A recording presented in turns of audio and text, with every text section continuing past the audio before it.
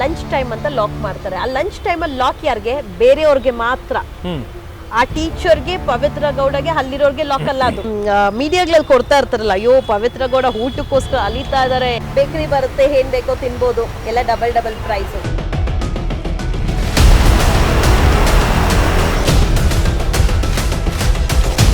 ಎಲ್ಲಾ ತಿಂತಾಳೆ ಸರ್. ಹಬ್ಬದ ಊಟ ನೋಡಿ, ನಾನು ಹೋಗಿದ್ದು ಯುಗಾದಿ ಟೈಮಲ್ಲಿ, ಒಬ್ಬಟ್ಟು ತಿಂದ್ಲು, ಎಲ್ಲಾನು ತಿಂತಾಳೆ, ಆರಾಮಾಗಿದ್ದಾಳೆ. ಅಂಡ್ ಎಂಟ್ರೀಸ್ ಬರುತ್ತೆ, ಎಲ್ಲ ಅವಳಿಗೆ ಏನ್ ಬರುತ್ತೆ ಎಲ್ಲಾನು ಬಿಡ್ತಾರೆ. ಎಲ್ಲ ಆರೋಪಿಗಳಿಗೂ ಸಪ್ರೇಟ್, ಅವಳಿಗೆ ಸಪ್ರೇಟ್.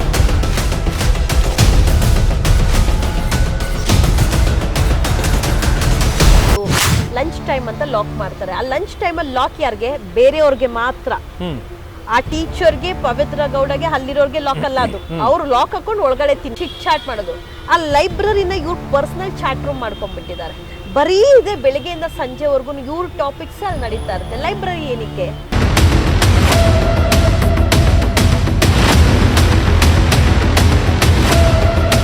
ಆ ಪೊಲೀಸ್ ಅವ್ರಿಗೆಲ್ಲ ಯಾರು ಇರ್ತಾರೋ ಅವ್ರಿಗೆ ಹೇಳ್ತೀನಿ, ಲೈಬ್ರರಿ ಅನ್ಕೊಂಡಿದ್ದೀರಾ, ಏನ್ ಅನ್ಕೊಂಡಿದ್ದೀರಾ ನೀವು ಅಂತ. ಪೊಲೀಸ್ ಅವರ ನೀವು ಬಕೆಟ್ ಹಿಡಿಯೋ ಕೆಲಸ ನಿಮ್ಮಂತವ್ರು ಹಿಂಗಿರೋದಕ್ಕೆ ಇವ್ರು ತಪ್ಪ ಮೇಲೆ ತಪ್ಪು ಮಾಡ್ತಾ ಇರೋದನ್ನು ಎದ್ದೋಗ್ಬಿಟ್ಟು.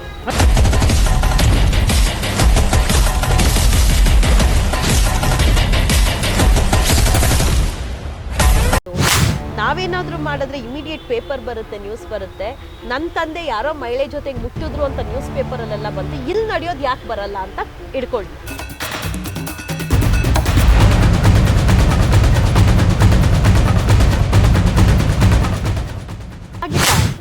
ದರ್ಶನ್ ಅವ್ರು ತೀರಾ ಕುಗ್ಗೋಗಿದ್ದಾರೆ.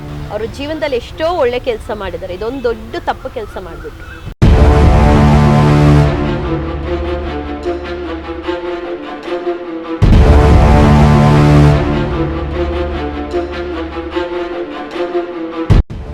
ಹೆಂಗಿದ್ದಿದ್ದು ಹೀರೋ, ಇವಳು ಹೇಳ್ತಾಳಲ್ಲ, ಅವ್ರಿಗೆ ಬೇಲಾಗೋರ್ಗು ನಾನು ಹೋಗಲ್ಲ, ಅವರು ಒಳಗೆ ಇದ್ದಾರೆ, ನಾನು ಒಳಗೆ ಇದ್ದೀನಿ. ಹೊರಗಡೆ ಇದ್ದಿಂದ ನಾನು ಯೋಚನೆ ಮಾಡ್ಬೇಕಾಯ್ತು. ಹೊರಗಡೆ ತಾನೇ ಇರೋದು, ಒಳಗಡೆ ಇಲ್ಲೇ ಇದ್ದಾರಲ್ಲ, ನಾನು ಯಾಕೆ ಯೋಚನೆ ಮಾಡ್ಲಿ?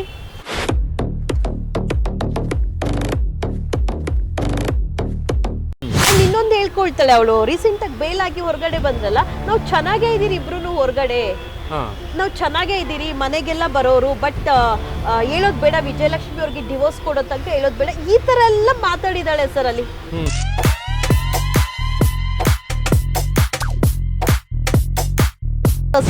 ದರ್ಶನ್ ಅವ್ರದ್ದು ಆನಿವರ್ಸರಿ ಇದ್ದಿದ್ದ ಸಮಯದಲ್ಲಿ ಪೇಪರಲ್ಲಿ ನಿರಂತರವಾಗಿ ಬರ್ತಾ ಇತ್ತು, ನ್ಯೂಸ್ ಪೇಪರಲ್ಲಿ ವಿಜಯ್ ಅವರು ಕೇಳಿದ್ದಾರೆ ಪರ್ಮಿಷನ್ ನೇರ ಭೇಟಿಗೆ, ಅವರು ಬರ್ದಿದ್ದಾರೆ ಅಂತ.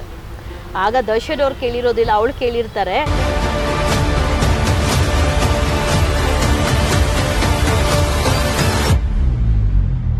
ವಿಜಯಲಕ್ಷ್ಮಿ ಕಂಡ್ರೆ ಆಗಲ್ಲ ಪವಿತ್ರ ಗೌಡಂಗೆ? ಆಗೋದೇ ಇಲ್ಲ.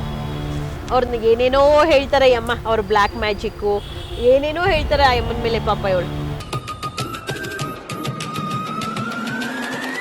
ನಮ್ಮ ಲೈಫಲ್ಲಿ ಬರುವಂತ ಹೆಣ್ಣು ಅದೃಷ್ಟದ ಲಕ್ಷ್ಮಿ ಆಗಿರ್ಬೇಕು, ದರಿದ್ರ ಲಕ್ಷ್ಮಿ ಆಗಿರಬಾರ್ದು.